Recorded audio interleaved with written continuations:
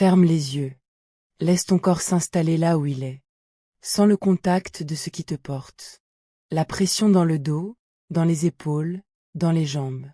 La chaleur de ce qui t'entoure. Tu n'as rien à faire ce soir, juste écouter et laisser les images venir. Prends une respiration lente. L'air entre. Et maintenant, imagine que cet air que tu viens d'inspirer, sent autre chose que ta chambre. Il sent la terre mouillée, les feuilles décomposées, la résine des pins, l'herbe froide. Il sent la forêt. Ce soir, tu vas entrer dans une forêt. La nuit.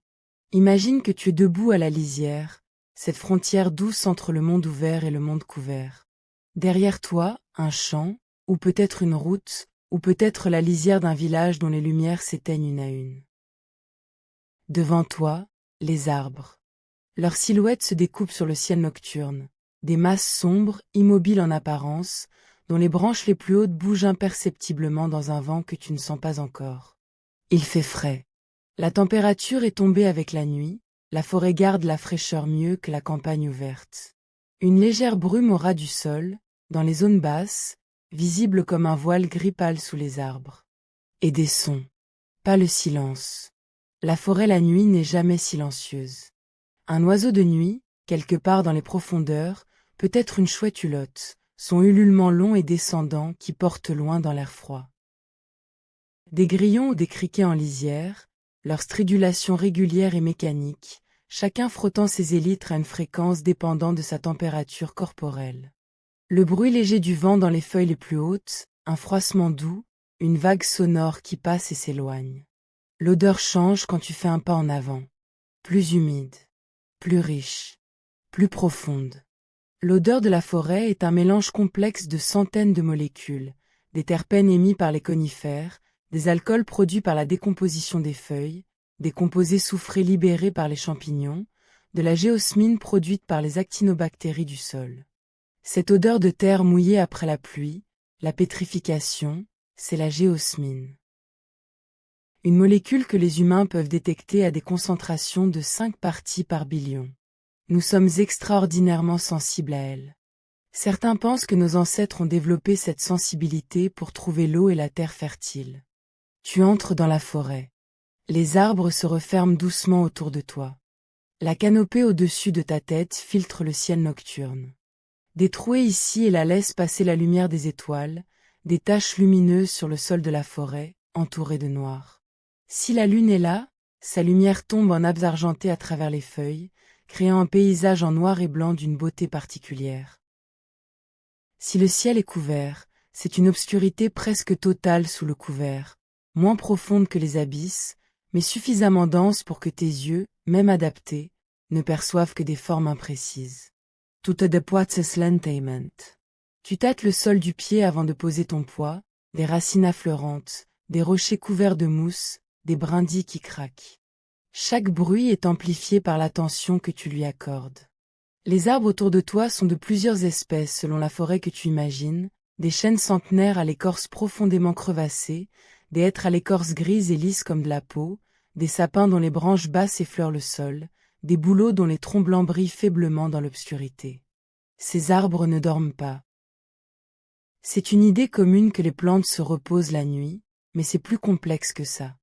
La photosynthèse s'arrête sans lumière, oui. Mais la respiration continue, les cellules des arbres consomment de l'oxygène et produisent du dioxyde de carbone la nuit, comme nos propres cellules.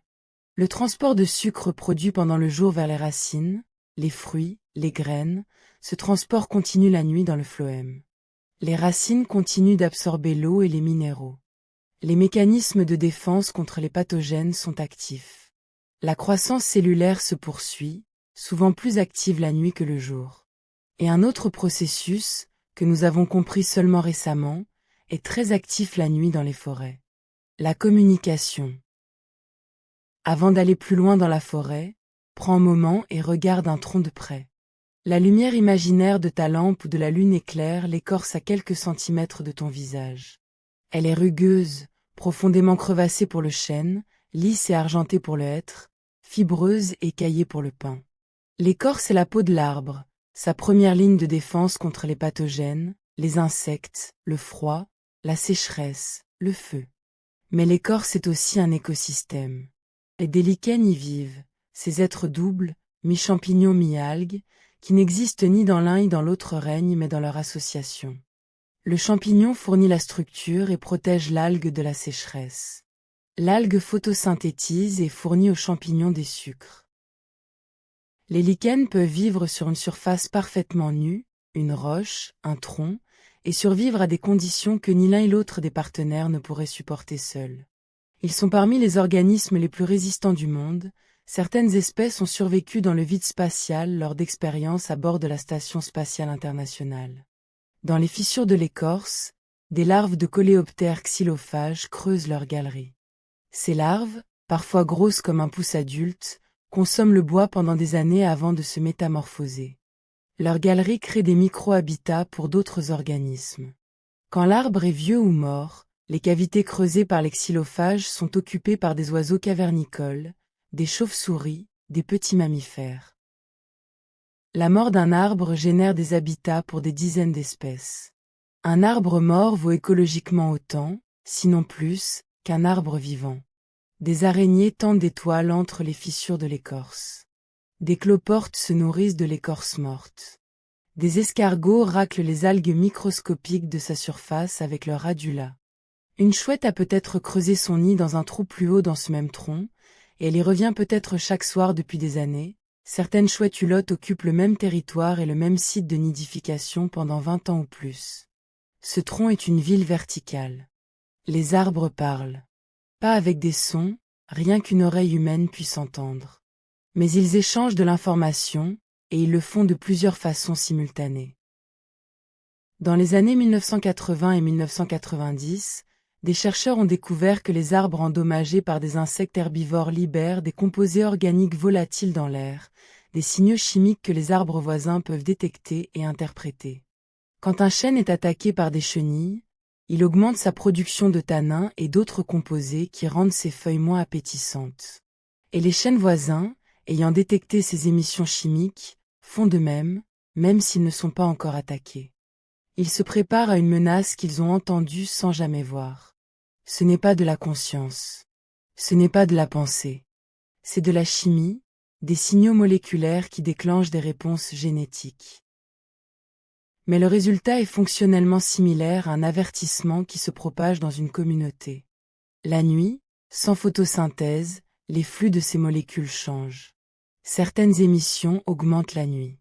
Les plantes modifient leur profil de volatile selon les cycles circadiens, des rythmes biologiques internes synchronisés avec le cycle jour-nuit, présent chez presque tous les organismes vivants, y compris les plantes. Les arbres ont des rythmes circadiens. Ils savent qu'il fait nuit. Et sous tes pieds, dans le sol, un autre réseau de communication est en pleine activité. Le réseau mycorhizien. Ce que les scientifiques appellent parfois le Wood Wide Web, la toile de la forêt, est peut-être la découverte la plus surprenante de la biologie forestière du XXe siècle. Les champignons, dans la grande majorité des forêts tempérées et tropicales, forment des associations symbiotiques avec les racines des arbres. Ces associations s'appellent les mycorhizes, de myco pour champignon et rhize pour racine. Le champignon enveloppe les racines de l'arbre, voire pénètre dans ses cellules radiculaires, et établit un échange biochimique permanent. L'arbre fournit au champignon des sucres, les produits de sa photosynthèse. Le champignon, en retour, étend son réseau de filaments, le mycélium, dans un volume de sol immensément plus grand que ce que les racines seules pourraient atteindre.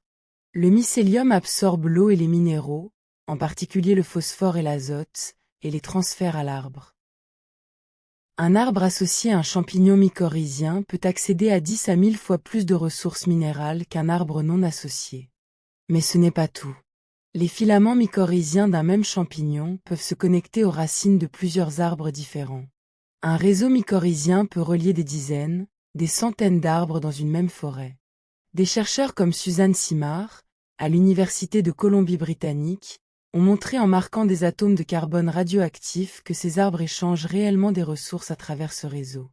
Un grand arbre, qu'elle appelle un arbre-mère, peut envoyer du carbone vers de jeunes semis dans son ombre, qui sans cette aide ne recevraient pas assez de lumière pour survivre seuls. Les arbres nourrissent leurs enfants, et parfois des arbres d'autres espèces, à travers le réseau mycorhizien. Des informations chimiques circulent aussi dans ce réseau, des signaux d'alarme quand un arbre est attaqué, qui déclenchent des réponses de défense chez les arbres voisins connectés. Des phytohormones. Des composés qui activent ou inhibent l'expression de gènes dans les racines réceptrices. Sous tes pieds, en ce moment, dans le sol de cette forêt imaginaire, ce réseau est en activité. Des molécules voyagent le long des filaments de mycélium. Des sucres sont échangés contre des phosphates. Des signaux d'alarme peut-être, ou des signaux de croissance. Les échanges dans ce réseau mycorhizien ne se font pas seulement entre arbres de la même espèce. Suzanne Simard et d'autres chercheurs ont montré que des espèces différentes, des bouleaux et des sapins, par exemple, peuvent être connectés au même réseau fongique et s'échanger des ressources. Le bouleau, qui perd ses feuilles en automne, envoie du carbone vers le sapin en été quand le bouleau est en pleine photosynthèse et le sapin dans l'ombre des arbres voisins. Le sapin, en retour, peut fournir au bouleau des nutriments en hiver, quand le sapin photosynthétise encore légèrement sous la neige. La forêt est une économie d'échange. Un système de redistribution des ressources entre individus dont les cycles sont complémentaires. Quand l'un produit en excès, il partage. Quand l'un est dans le besoin, il reçoit. Ce n'est pas calculé. Ce n'est pas intentionnel. Ce sont des gradients de concentration qui guident des flux moléculaires selon les lois de la chimie et de l'osmose. Mais le résultat fonctionnel, une communauté dont les membres se soutiennent mutuellement, est remarquablement semblable à ce que nous valorisons dans les communautés humaines. La solidarité peut émerger de la chimie. Sans intention. Sans conscience. Sans altruisme au sens humain. Elle peut émerger simplement parce que les êtres connectés qui partagent leurs ressources survivent mieux que ceux qui ne le font pas. La forêt est un organisme connecté. Pas un organisme au sens biologique strict, il n'y a pas un seul génome, pas une seule conscience. Mais un système intégré, dont les parties communiquent et s'influencent mutuellement de façon tellement intense qu'on peut se demander où s'arrête un arbre et où commence le suivant. Reste un moment à penser aux arbres sous la surface. Un chêne adulte en bonne santé peut avoir une masse racinaire supérieure à sa masse aérienne. Ses racines s'étendent sur une surface bien plus grande que la projection de sa couronne.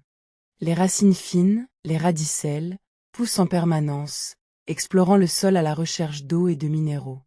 Ces radicelles vivent quelques semaines à quelques mois, puis meurent et sont remplacées par de nouvelles. Les racines meurent et renaissent en permanence. La forêt entière est en flux constant sous terre.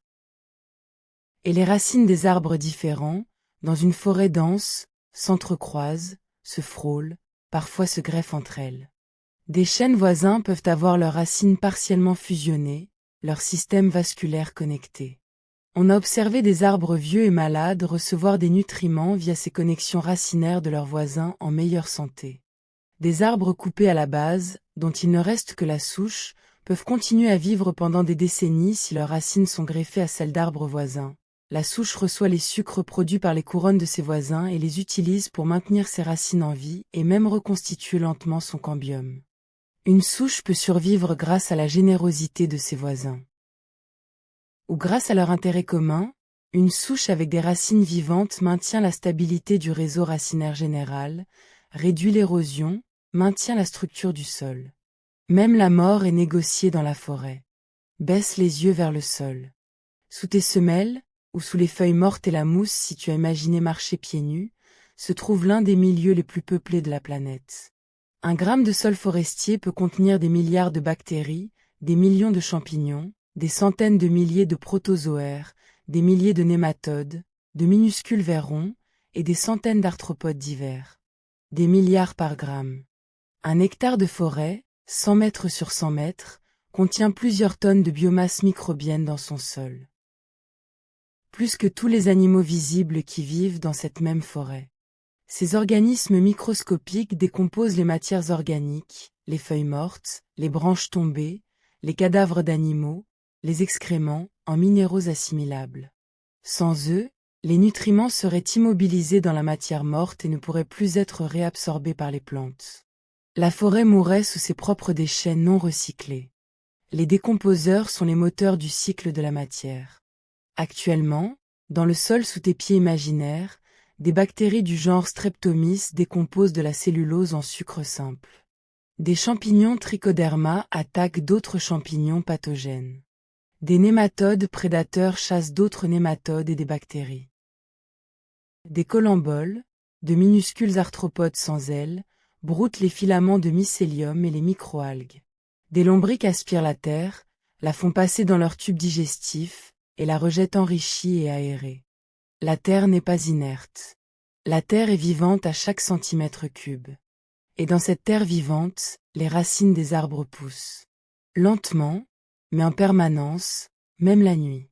La croissance radiculaire se fait surtout par élongation des cellules à l'apex des racines, et cette élongation est en partie régulée par des cycles hormonaux. Certaines espèces poussent leurs racines davantage la nuit. Tes arbres grandissent dans l'obscurité. Reste un moment dans ce sol. Imagine que tu peux voir à cette échelle, à l'échelle de la bactérie.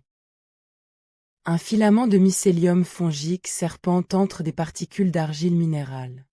Il est recouvert de molécules enzymatiques qui décomposent les longues chaînes de cellulose et de lignine des feuilles mortes en fragments plus petits. À côté, une bactérie en forme de bâtonnet se divise, son chromosome a fini de se répliquer, et la cellule se partage en deux en quelques minutes. Les bactéries du sol peuvent se diviser toutes les 20 minutes dans des conditions optimales. Mais les conditions du sol ne sont pas toujours optimales. La nourriture est rare, la compétition est intense, les prédateurs sont partout. La plupart des bactéries du sol ne se divisent que quelques fois par jour, ou moins. Une colonie entière de bactéries sur un grain de sable joue une vie entière en quelques jours. Naissance, compétition, prédation, mort, pendant qu'un chêne à quelques centimètres de la vie tranquillement ses 500 ans. L'échelle du temps change complètement selon qui on est. Remonte vers la surface. Le sol laisse place à la litière, la couche de feuilles mortes, de branches décomposées, de mousse et de lichen qui recouvrent le sol minéral dans la plupart des forêts tempérées. Cette litière est un écosystème à part entière.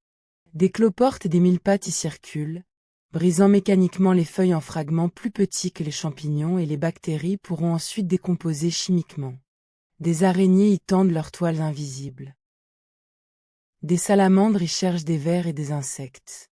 Des musaraignes, les plus petits mammifères d'Europe, avec un cœur qui bat à 1500 pulsations par minute, y courent à toute vitesse, leur métabolisme si intense qu'elles doivent manger presque leur poids en insectes chaque jour sous peine de mourir d'épuisement. La musaraigne ne dort pas comme tu t'apprêtes à le faire. Elle ne peut pas se permettre de se reposer longtemps. Et sur les troncs des arbres, dans l'obscurité, des escargots glissent lentement sur un film de mucus, raclant les algues microscopiques et les champignons de l'écorce avec leur langue râpeuse, la radula. Des cloportes semblables à ceux de la litière circulent à la verticale, défiant apparemment la gravité grâce aux micro-adhérences de leurs pattes. Lève les yeux vers les champignons. Dans certaines forêts, certaines nuits, quelque chose d'extraordinaire se produit sur les troncs tombés et les souches pourries. Une lueur verte ou bleu-vert, faible mais réelle, émane du bois mort colonisé par certains champignons. La bioluminescenza fungique. Elle n'est pas rare, on connaît plus de 80 espèces de champignons bioluminescents dans le monde. En Europe et en Asie, le champignon Mysna chloropho ou certains panellus peuvent illuminer des forêts entières la nuit. Pourquoi les champignons brillent? Nous ne savons pas encore complètement. Les champignons bioluminescents produisent leur lumière grâce à une réaction enzymatique similaire à celle des animaux marins, une luciférine et une luciférase, mais le système fongique est chimiquement différent. La lumière semble attirer les insectes nocturnes, qui dispersent les spores. Mais dans certaines espèces, la lumière est produite dans des parties qui ne portent pas de spores, les causes peuvent être multiples, ou simplement en sous-produits métaboliques sans rôle particulier. La biologie n'est pas toujours téléologique. Tout n'est pas là pour quelque chose. Certaines choses sont simplement le résultat de la chimie, et la sélection naturelle ne les a pas éliminées parce qu'elles ne coûtent pas grand-chose. Cette lueur verte sur le tronc mort, ce champignon lumineux, est peut-être juste de la chimie qui brille. Et c'est suffisamment beau pour s'arrêter et regarder. Tu avances dans la forêt. La nuit s'est approfondie. La brume s'est épaissie légèrement dans les creux, visible comme un nuage bas entre les troncs. Il est peut-être 2 heures du matin. L'heure la plus silencieuse des forêts, après que la première vague d'activité nocturne s'est calmée, avant que les premières lueurs de l'aube n'éveillent les oiseaux matinaux. Mais même maintenant, il y a du mouvement. Dans les hauteurs de la canopée, un vent léger fait battre les feuilles des hêtres avec un son qui ressemble à de la pluie légère. Ces feuilles bougent toujours légèrement, même sans vent notable, un mouvement lent, oscillant, que les scientifiques ont documenté récemment avec des scanners laser de haute précision. Les arbres ont des mouvements nocturnes très lents, un abaissement progressif des branches pendant les premières heures de la nuit, et une remontée avant l'aube. Les arbres se couchent la nuit. Leurs branches descendent de quelques centimètres quand la photosynthèse s'arrête et que la pression de turgescence dans les cellules diminue légèrement. Et elles remontent le matin quand la lumière relance la production d'eau dans les feuilles. Personne ne l'avait jamais mesuré avant 2016. Quelque chose que les forêts font depuis des millions d'années, et que nous n'avions pas encore vu. Un bruit bref sur ta gauche. Un bruissement de feuilles. Un renard. Sa silhouette traverse un rayon de lune, roux foncé dans cette lumière, son museau pointu tourné vers toi une seconde, ses yeux réfléchissant la lumière d'un vert jaune lumineux. Puis il reprend sa route, silencieux, ses pattes foulant le sol sans presque faire de bruit. Le renard est un prédateur nocturne généraliste. Il chasse les souris, les mulots, les lapins, les vers de terre, les insectes. Son ouïe est extraordinairement précise. Il peut entendre les rongeurs se déplacer sous la neige ou sous les feuilles mortes à plusieurs mètres de distance, et calculer exactement d'où vient le son pour bondir dessus avec une précision remarquable. Son oreille moyenne amplifie les basses fréquences, les fréquences des sons que font les proies sous terre. Le renard entend le sol. Il est passé sans te voir vraiment, dans l'obscurité, ta silhouette immobile ressemble à un tronc ou à un arbuste. Ses yeux captent bien les mouvements, pas les formes statiques. C'est une adaptation commune chez les prédateurs nocturnes, détecter ce qui bouge, ignorer ce qui ne bouge pas. Si tu restes immobile assez longtemps dans une forêt la nuit, la forêt finit par ne plus te voir. Et alors tu peux voir la forêt. Une ombre silencieuse passe au-dessus de ta tête. Une chouette effraie, Tito alba, ses ailes blanches dessinant une forme fantomatique dans l'obscurité. Elle vole presque en silence. Ses plumes de vol ont une structure spéciale, des bords dentelés sur les grandes rémiges qui brisent la turbulence de l'air et suppriment le bruit de vol. Elle peut s'approcher de ses proies sans qu'elle l'entende venir. Son visage est en forme de disque plat, une parabole acoustique naturelle qui concentre les sons vers ses oreilles, placée asymétriquement sur les côtés du crâne pour lui permettre de localiser les sons en 3 dimensions. Elle peut attraper une souris dans l'obscurité totale, guidée uniquement par l'ouïe. La chouette effraie n'a pas besoin de voir pour chasser. Elle écoute dans le noir et frappe avec une précision de quelques centimètres. Son cerveau contient des cartes auditives du monde, des représentations neurales de l'espace basées non sur la vision mais sur le son. Un espace sonore, plutôt que visuel. Un monde organisé par les oreilles. Les chouettes effraies sont parmi les prédateurs les plus efficaces du monde à leur échelle. Une chouette adulte peut attraper plusieurs rongeurs par nuit, et un couple qui élève des jeunes peut en capturer des milliers en une saison. Elle régule les populations de campagnols et de mulots, empêchant ces espèces de proliférer au-delà des limites que l'écosystème peut supporter. La chouette et l'équilibre. Quand les chouettes disparaissent d'une région, à cause des pesticides, de la perte d'habitat, des collisions avec les véhicules, les populations de rongeurs explorent soudainement. Les rongeurs font des dégâts dans les cultures, mais aussi dans les forêts, en mangeant les graines et les jeunes pousses. L'absence du prédateur déséquilibre tout ce qui est en dessous de lui dans la chaîne alimentaire. Chaque créature dans cette forêt est en relation avec toutes les autres. Retirant une, et les autres changent. Elle disparaît dans les arbres sans un bruit. Quelque chose frôle ta joue. Rien. Ou presque, juste l'air perturbé par le passage d'une chauve-souris. Les chauves-souris sont peut-être les animaux les plus sophistiqués de la nuit forestière. Elles naviguent et chassent par écholocation. Elles émettent des ultrasons à des fréquences entre 20 et 120 kHz, bien au-delà de ce que l'oreille humaine peut percevoir, et elles analysent les échos qui reviennent avec une précision extraordinaire. En quelques millisecondes, une chauve-souris peut déterminer la distance, la direction, la vitesse, et même la texture de surface de ce qui a réfléchi son cri. Elle peut distinguer un papillon de nuit d'une feuille qui tombe. Elle peut détecter un fil métallique de moins d'1 millimètre de diamètre dans l'obscurité totale. Et elle peut faire ça en plein vol, à plusieurs mètres par seconde, en modifiant continuellement ses cris selon ce qu'elle perçoit. Certaines espèces de chauves-souris ont développé des capacités d'écholocation si précises qu'elles peuvent détecter les battements d'ailes d'une proie, et même la fréquence de battement, pour identifier l'espèce avant de l'attraper. En ce moment, plusieurs chauves-souris traversent cette forêt imaginaire au-dessus de ta tête. Leurs cris ultrasoniques ricochent sur les troncs, les branches, les feuilles, les insectes. Elles reçoivent des milliers d'informations par seconde et les traitent en temps réel, en vol. Leur cerveau acoustique est une merveille d'évolution. Les insectes de la nuit méritent qu'on s'y arrête. Les papillons de nuit, les lépidoptères nocturnes, sont bien plus nombreux en espèces que les papillons de jour.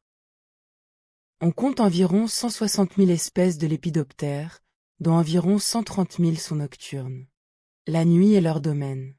Leurs antennes sont couvertes de sensilles, des capteurs chimiques extrêmement sensibles. Les mâles de certaines espèces peuvent détecter les phéromones femelles à plusieurs kilomètres de distance, avec quelques molécules seulement par litre d'air. Leur odorat défie notre compréhension de ce qu'un sens peut accomplir. Autour de toi dans la forêt, des papillons de nuit aux ailes ornées de motifs complexes, des ocelles qui ressemblent à des yeux, des motifs cryptiques qui imitent l'écorce ou les feuilles, volent vers des fleurs blanches ou pâles, les seules visibles la nuit. Certaines fleurs forestières n'ouvrent que la nuit, réservant leur nectar aux pollinisateurs nocturnes, papillons, mythes, certains coléoptères. Elles produisent souvent des parfums lourds et sucrés, plus perceptibles la nuit que le jour. La forêt a une vie parallèle la nuit. Une vie diurne pour les abeilles et les papillons diurnes. Et une vie nocturne pour les mythes et les chauves-souris. Deux mondes qui se partagent le même espace en se succédant dans le temps. Des lucioles peut-être, dans les parties les plus humides de la forêt, leurs signaux lumineux vert-jaune qui clignotent selon des codes spécifiques à chaque espèce. Les mâles volent et clignotent. Les femelles, perchées dans la végétation, répondent avec des délais précis. Un dialogue de lumière dans l'obscurité, dont le but est la reproduction et dont le code est temporel plutôt que spatial. Assieds-toi au pied d'un grand chêne. Pose ta main contre son écorce. Cette écorce épaisse et crevassée est un habitat à part entière, des communautés de lichens, des micro-champignons, des bactéries, des algues unicellulaires vivent dans ces fissures. Des larves d'insectes xylophages creusent des galeries dans les couches mortes du bois sous l'écorce. Des araignées chassent dans ces galeries. Et sous ta main, à travers l'écorce, jusqu'au cambium, la fine couche de cellules vivantes entre l'écorce et le bois, quelque chose se passe. Ce chêne est peut-être centenaire. Ses racines s'étendent dans le sol sur un rayon comparable à sa hauteur, peut-être 20 ou 30 mètres. Ses racines sont connectées, via le mycélium, aux autres chênes de la forêt, aux êtres voisins, peut-être même à des espèces différentes.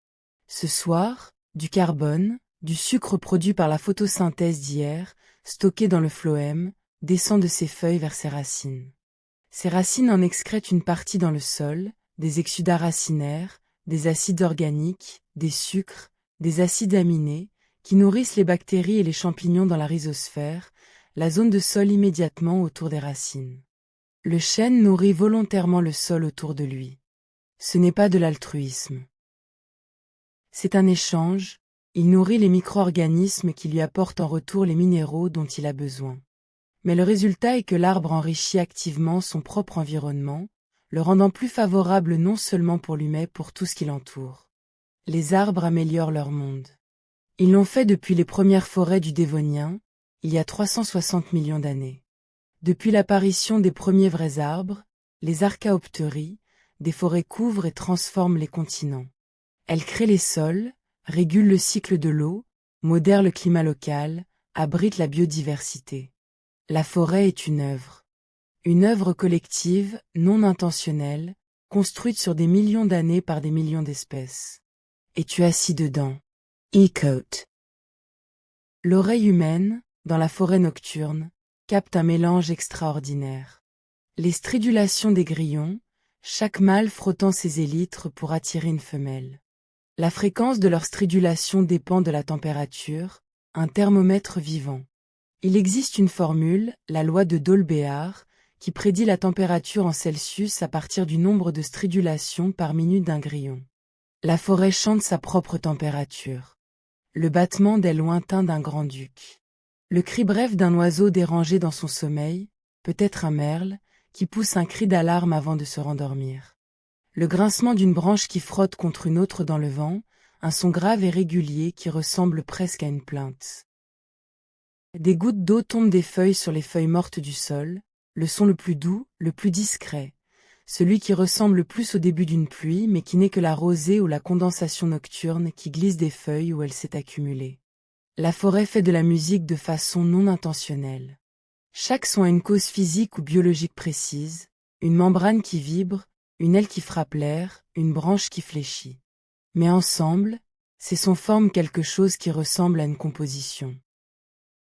Les ethnobotanistes et les musiciens qui enregistrent les forêts nocturnes parlent parfois de l'harmonie des écosystèmes, le fait que dans une forêt saine, les différentes espèces occupent différentes bandes de fréquences sonores, comme les instruments d'un orchestre qui évitent de jouer exactement la même note en même temps. Cette répartition des fréquences réduit la compétition sonore et permet à chaque espèce d'être entendue de ses congénères. La forêt s'auto-organise acoustiquement. Les insectes de la nuit méritent qu'on s'y attarde encore un moment. Les coléoptères, les scarabées, les capricornes, les lucanes, sont parmi les habitants les plus discrets et les plus importants des forêts nocturnes. Les larves des capricornes passent parfois plusieurs années dans le bois des arbres, creusant leurs galeries, digérant la cellulose avec l'aide de bactéries et de champignons symbiontiques dans leur intestin. Un seul arbre mort peut abriter des dizaines d'espèces de coléoptères xylophages. Le lucane cerf-volant, avec ses mandibules hypertrophiées chez le mâle, qui ressemblent à des bois de cerf et lui valent son nom, est l'un des plus grands coléoptères d'Europe. Sa larve vit 3 ans ou plus dans le bois de chêne pourri, digérant la cellulose. L'adulte ne vit que quelques semaines, juste le temps de se reproduire. Il ne se nourrit presque pas, il consomme les réserves accumulées pendant ses années de larve. Il vit de son passé. Dans les parties humides de la forêt, des dithyques, des coléoptères aquatiques, plongent dans les mares et les ruisseaux, chassant des têtards et de petits poissons bien plus grands qu'eux. Ils emportent une bulle d'air sous leurs élytres pour respirer sous l'eau. Ils émergent, décollent, volent vers une autre mare, plongent à nouveau. Ils passent leur vie à traverser les frontières entre les mondes, eau, air, terre. Et les fourmis. Dans certaines forêts, des colonnes de fourmis continueront leur travail même la nuit, moins actives que le jour, mais jamais entièrement arrêtées. Les fourmis charpentières creusent leurs galeries dans le bois humide. Les fourmis rousses des bois, dont les fourmilières peuvent contenir des millions d'individus, maintiennent une température interne stable même la nuit grâce à la fermentation de la matière végétale dans leurs monticules. Une fourmilière est un organisme collectif qui régule sa propre température. Comme toi, comme tous les mammifères à sang chaud, elle maintient une homéostasie, un équilibre interne malgré les variations externes. Pas grâce à un individu central qui contrôlerait tout, mais grâce à des comportements collectifs émergents. L'eau dans la forêt mérite qu'on s'y arrête. Les forêts régulent le cycle de l'eau d'une façon que nous sous-estimons souvent. Les feuilles des arbres, pendant la nuit, peuvent capturer la rosée et la brume. La condensation se forme sur leur surface et ruisselle vers le sol, une forme de précipitation horizontale qui peut représenter une quantité d'eau significative dans certaines forêts côtières ou brumeuses.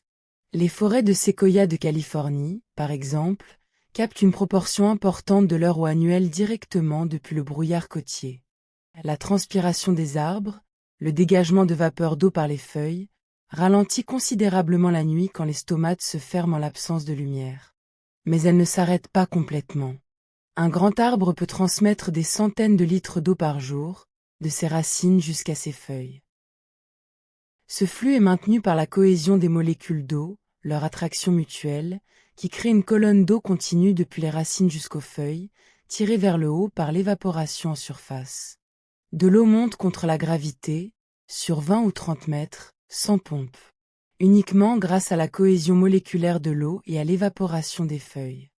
C'est une propriété extraordinaire de l'eau, cette même molécule dont nous avons parlé ailleurs, avec ses liaisons hydrogènes, sa tension de surface, sa capacité à s'attirer elle-même, cette même molécule permet aux arbres les plus grands du monde de fonctionner sans pompe mécanique. Dans les racines sous tes pieds, en ce moment, de l'eau est absorbée depuis le sol. Elle monte dans le xylème, les vaisseaux conducteurs du bois, vers les branches, vers les feuilles endormies. Ce flux est ralenti la nuit, mais il continue, maintenu par la cohésion et par l'osmose. Les arbres sont des fontaines inversées. Ils font monter de l'eau depuis la terre vers le ciel. Regarde vers le haut une dernière fois. La canopée au-dessus de toi est dense. Dans certaines forêts tempérées, les couronnes des arbres voisins se touchent presque mais ne se superposent pas, un phénomène appelé la timidité des couronnes. Les arbres semblent éviter de toucher leurs voisins à la cime.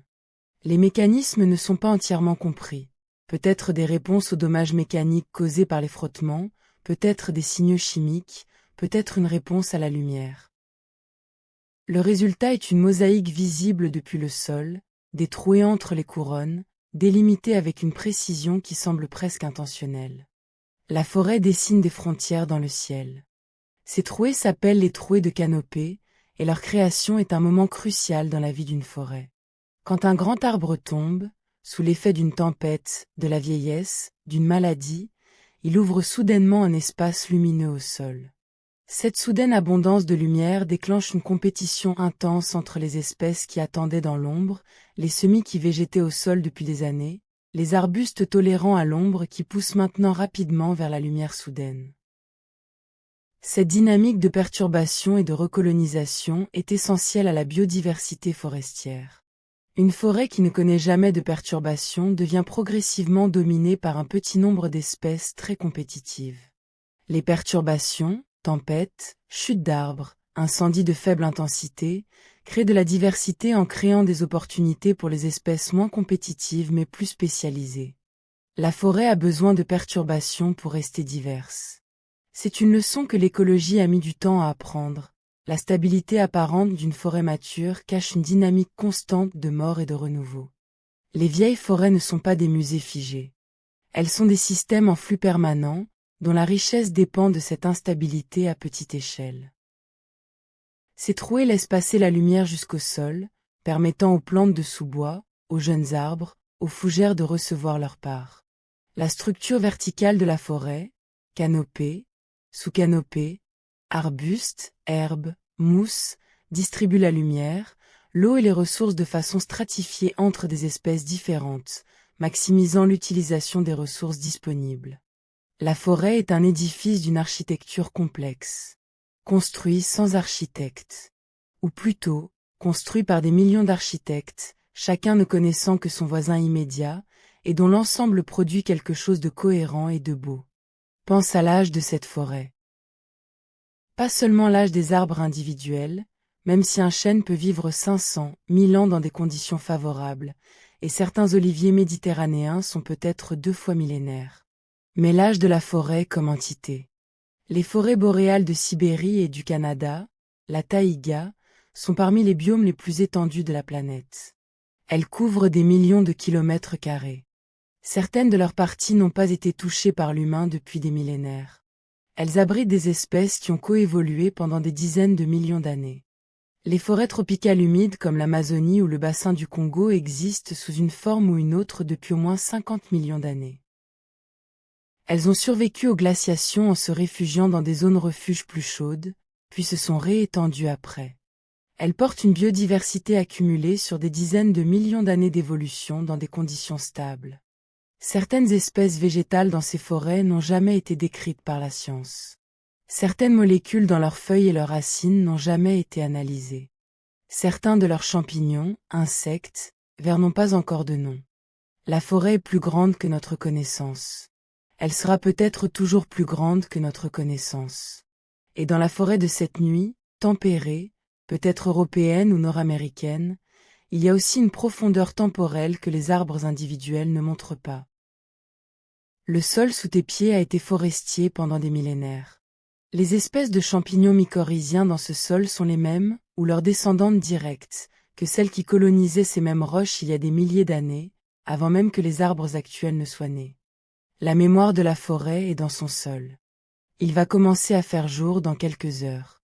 Pas encore. Pour l'instant, la nuit est encore profonde. Mais les processus de l'aube ont déjà commencé dans certains oiseaux, leur température corporelle monte légèrement, leurs hormones changent progressivement, leur cycle circadien commence à préparer le réveil. Les arbres aussi savent que l'aube approche. Et un premier oiseau chante. Un seul. Encore très faiblement, loin dans la forêt. C'est le merle noir qui chante presque toujours en premier, avant toute lumière visible. Puis le rouge-gorge. Puis la grive musicienne. Puis progressivement, en vagues successives selon les espèces, les autres oiseaux de la forêt. Ce phénomène, le cœur de l'aube, est l'un des événements sonores les plus beaux que la nature produise. Chaque espèce commence à chanter à un moment précis avant le lever du soleil, défini par le niveau de lumière auquel sa rétine est sensible. Les espèces aux grands yeux, capables de voir dans une lumière très faible, commencent en premier. Les espèces aux petits yeux, qui ont besoin de plus de lumière, commencent plus tard. Le cœur de l'aube est une partition écrite par l'optique des yeux de chaque espèce. Et les oiseaux ne chantent pas à l'aube par hasard. Le chant de l'aube sert à annoncer sa présence sur son territoire après la nuit, à confirmer qu'on est vivant, qu'on est là, que le territoire est occupé. Il sert à attirer des partenaires. Il sert peut-être aussi à évaluer la santé des voisins. Un chant puissant et complexe indique un individu en bonne santé. La complexité du chant est un indicateur de santé. Des études ont montré que les oiseaux qui chantent des chants plus complexes ont souvent un meilleur système immunitaire, une condition physique supérieure. La complexité n'est pas seulement esthétique, elle est informationnelle. La forêt à l'aube chante sa propre santé. Les photorécepteurs dans leurs feuilles, des phytochromes, des cryptochromes, peuvent détecter des changements infimes de lumière bien avant que l'œil humain ne perçoive quoi que ce soit. Ces récepteurs distinguent la lumière rouge de la lumière rouge lointain, des longueurs d'onde légèrement différentes, et les proportions de ces deux types de lumière changent à l'aube et au crépuscule d'une façon caractéristique.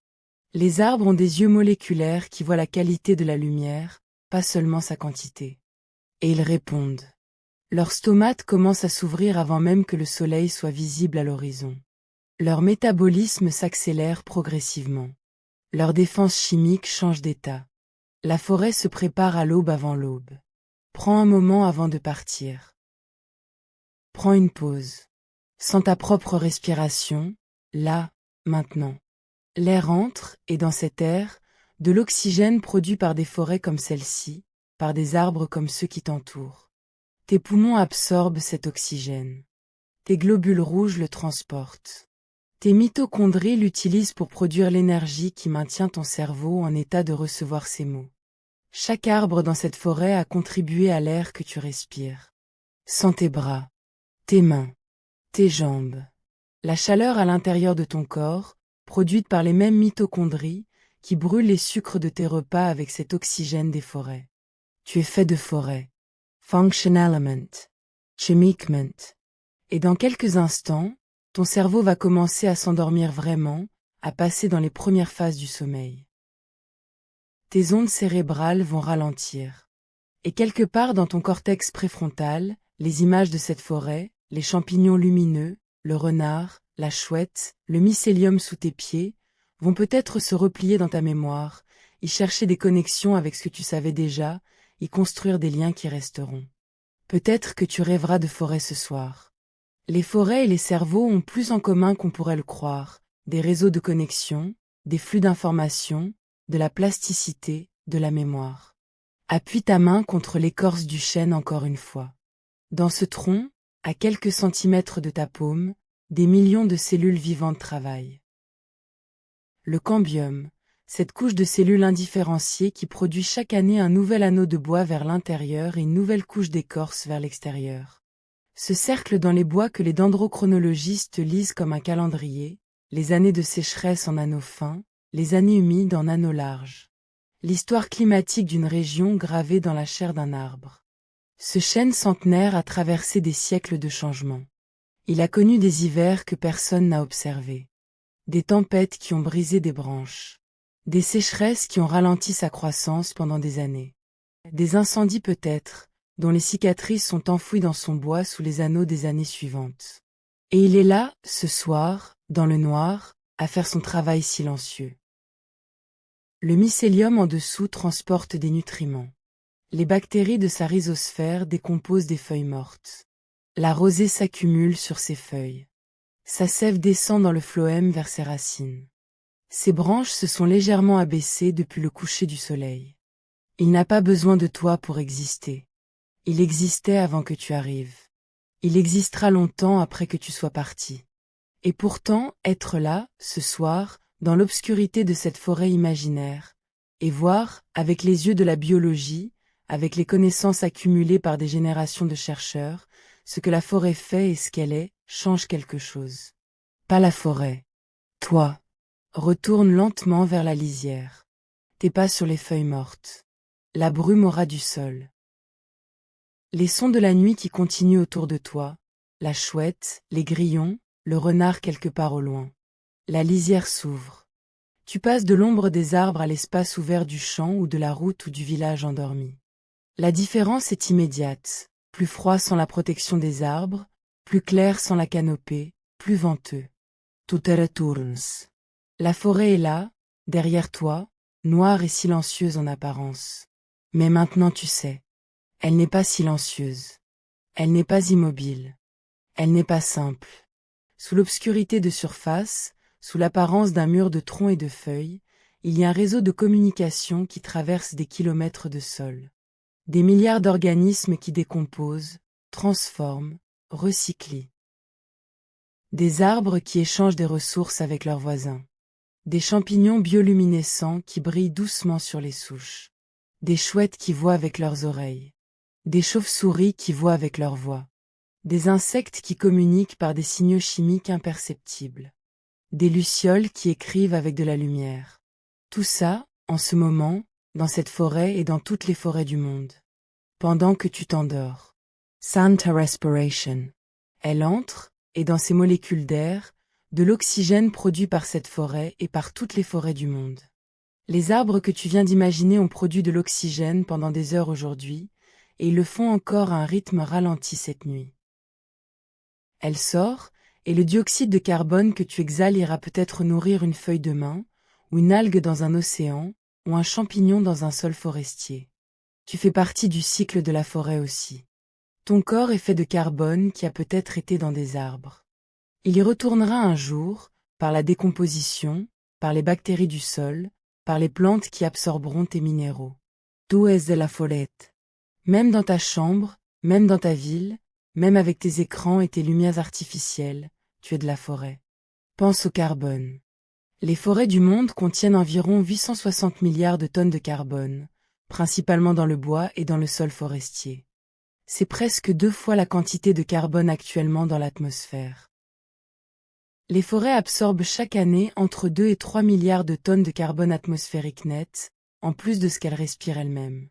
Elles sont les plus grands régulateurs du cycle du carbone terrestre après les océans. Le carbone de ton corps, dans tes muscles, tes os, ton cerveau, a peut-être été dans une forêt. Dans la cellulose d'un arbre, dans les grains de sucre d'une feuille. La nourriture que tu as mangée est liée aux plantes, qui absorbent leur carbone de l'air. Cet air contient du carbone qui a peut-être séjourné dans des troncs d'arbres, dans des sols forestiers, dans des tourbières. Tu es de la forêt, chimiquement, à chaque repas. Et le dioxyde de carbone que tu expires maintenant, ce gaz qui sort de ta bouche et de ton nez dans l'obscurité de ta chambre, ira quelque part. Il se mélangera à l'air. Une partie sera absorbée par des océans. Une partie par des plantes, peut-être par un arbre d'une forêt quelque part, qui l'incorporera dans son bois, dans ses feuilles, dans ses racines. Ton souffle devient forêt. Et la forêt, en respirant, devient toi. Il n'y a pas vraiment de frontière entre toi et l'écosystème. Il y a une membrane, ta peau, qui définit la limite de ton organisme individuel. Mais cette membrane est perméable. De la matière entre et sort constamment. Les atomes de carbone, d'oxygène, d'azote traversent cette frontière dans les 2 sens à chaque respiration, à chaque repas, à chaque expiration. Tu es en échange constant avec le monde. La forêt aussi. Et ce soir, pendant que la forêt prépare doucement son retour vers le jour, Pendant que le premier merle commence peut-être déjà à chanter dans une forêt quelque part, tu te prépares à entrer dans ton propre sommeil profond. Ce parallélisme n'est pas accidentel. La forêt a ses cycles. Ton corps a ses cycles. L'heure nocturne est pour l'un et pour l'autre une phase de consolidation, de réparation, de travail invisible. La nuit est productive. La nuit est nécessaire. Laisse-la faire son travail. Tes ancêtres vivaient dans des forêts. Tes yeux ont évolué dans des forêts. Ton amour du verre, du bois, de l'odeur de la terre mouillée, cette réponse émotionnelle que tant d'humains éprouvent face à la nature, ce n'est pas nostalgique. C'est génétique. C'est le souvenir dans ton corps d'un milieu où ton espèce a vécu pendant des millions d'années. Quand tu entres dans une forêt et que tu te sens apaisé, ton corps se souvient. Laisse tes épaules tomber. Laisse ta mâchoire se détendre. Laisse tes mains s'ouvrir. Dans le noir de ta chambre, comme dans le noir de la forêt, des processus continuent. Ton cerveau consolide les souvenirs. Tes cellules se réparent. Tes muscles se reconstituent. Tes enzymes de réparation de l'ADN travaillent en silence.